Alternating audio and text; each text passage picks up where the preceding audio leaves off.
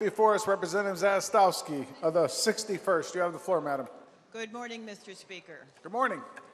Mr. Speaker, this amendment was added to a planning and development bill this evening and did not go through the normal committee process. So I do have a number of questions for the proponent of the bill, of the amendment. Please proceed. Thank you, Mr. Speaker. Through you, was the subject matter contained in this amendment ever subject to a public hearing? Through you, Mr. Speaker. Representative Ryan. I believe what's come out of this bill is a series of negotiations that occurred as we just did another bill. People had concerns about that bill and what we could do better for the state of Connecticut, for the various communities within the state. So I believe what we find in this amendment are the results of those negotiations, those discussions. Representative Zawistowski. Thank you, Mr. Speaker. And I just wanted to follow up a little bit on that further. Were the topics of expansion of off-track betting or sports betting part of a public hearing during this session? Through you, Mr. Speaker. Representative Ryan. It may have been. I am not on the particular committees that would have would be the venues for that. So it could have been in public safety. I'm just not a member of that committee. I hope it. People are shaking their head to tell me that it has been. So if I trust shaking heads, then maybe it has been. Representative Zawistowski. Thank you, Mr. Speaker. And through you, Mr. Speaker, is there a fiscal note associated with this amendment? Through you, Mr. Speaker. Representative Ryan.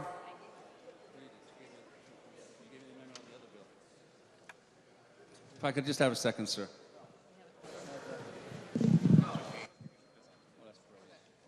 Okay, I'm being told, excuse me, Mr. Speaker. Yes. Okay, I'm being told that there is a potential gain, surprisingly enough, on this particular amendment, since it's a way of making more money for the state. Representative Zawistowski. Thank you, Mr. Speaker.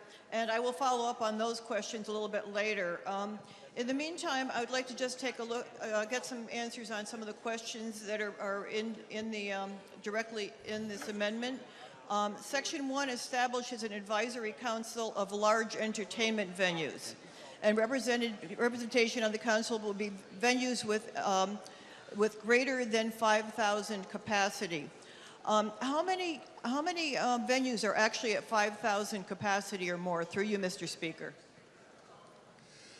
Representative Ryan. I think there's a few. I'm thinking in my head trying to do probably at least 5 throughout the state, but again, it's kind of a guesstimate. I'm sorry, I don't have an exact number. Representative Zawistowski. And I thank the representative for that comment, the answer.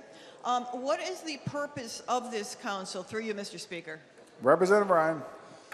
I believe that it was felt by some communities that the casinos, being destination resorts, had the kind of facilities that attracted large-scale entertainment, and it was felt that maybe some other communities could share in this and benefit them as well. Some of the major acts that seem to go to Foxwoods or Mohegan could also make stops up here in Hartford, either at the XL Center or the Infinity Theater up in the North Fields. Representative Zawistowski. And I thank the representative for his answers. Do decisions that this council makes, keeping in mind that the people on this council represent venues of 5,000 or more, do their decisions also affect venues of less than 5,000 people? Through you, Mr. Speaker. Representative Ryan. From the appearance of it, I would say that they have obviously limited themselves to those larger facilities. Representative Zawistowski. Thank you, Mr. Speaker, and I thank the proponent for his comments. I have a couple more questions directly related to sections of the bill.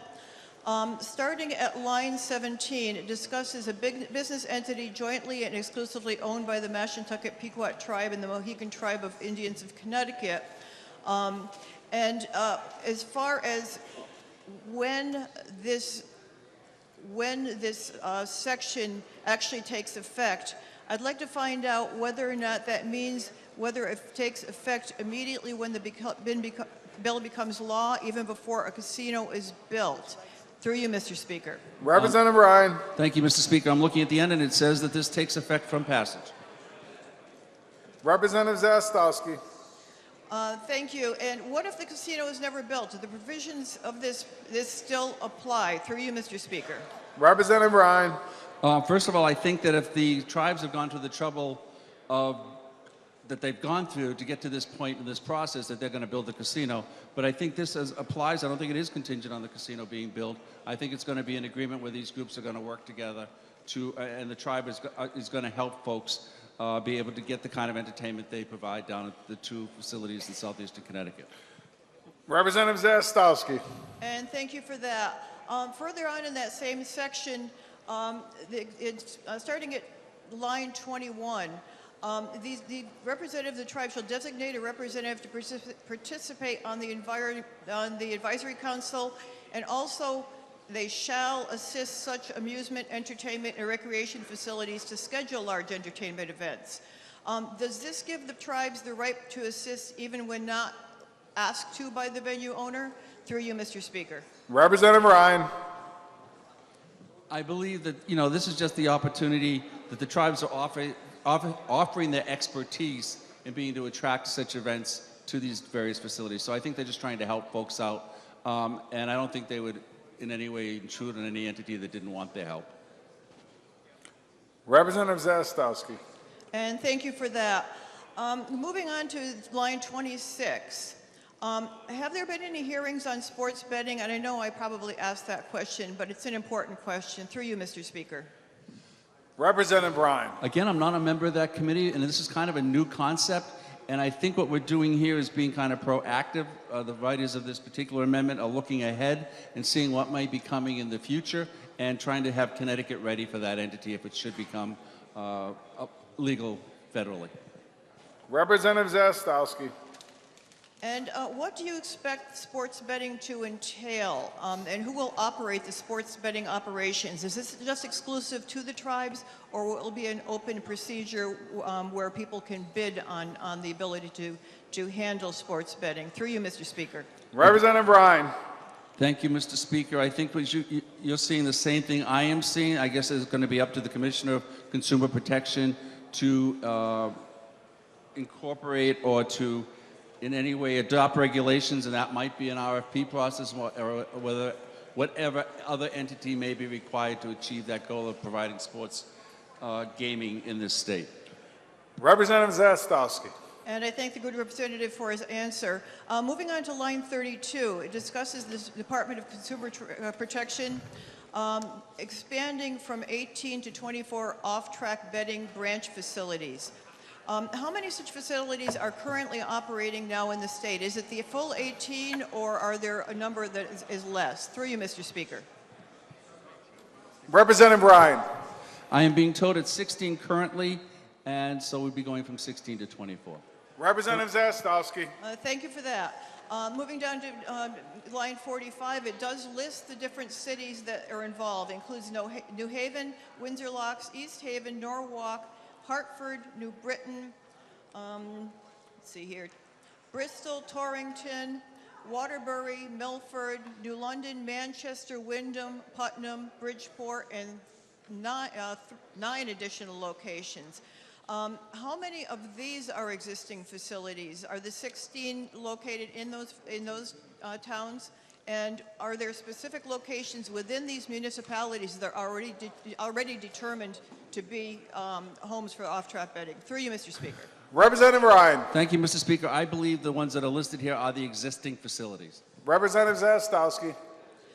Thank you. And I just want to follow up on the second part of my last question. Are there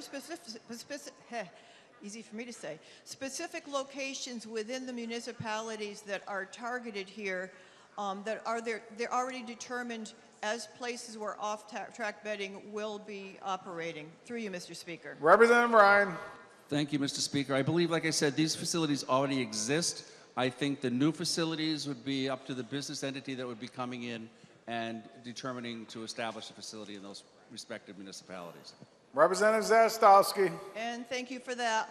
Does this bill in any way supersede local planning and zoning regs or any other restrictions that may be in these municipalities that are expected to house these facilities? Thank you. Through you, Mr. Speaker. Representative Ryan. Through you, Mr. Speaker, I believe that there's nothing in the bill that says that these facilities don't have to go through the normal processes they would have to go, as any business would, to establish a presence in a community. Representative Zawistowski. And thank you for that. A further question. What is the state or what are municipalities expected to receive for opening up additional gambling in the state, both off-track betting and additional sports betting?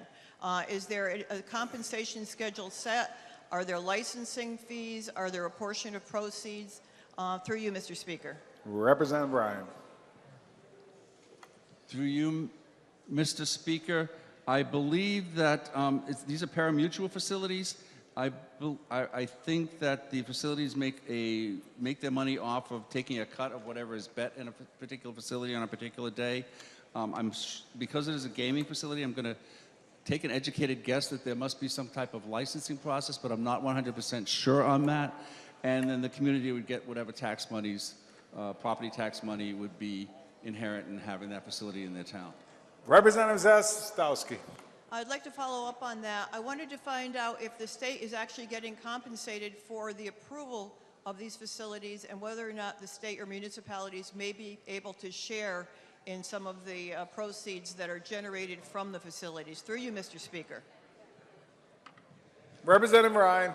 Again, I don't think I can really speak to that truthfully. For some reason, I don't think they do, but I'm not 100% sure. Representative Zawistowski. And thank you for that. I am a little bit concerned that we're going through a major expansion of gambling without having an idea of what the state may be getting for it. Mr. Speaker, it really troubles me that this bill has not received a public hearing. The public has really been not kept in the loop on this.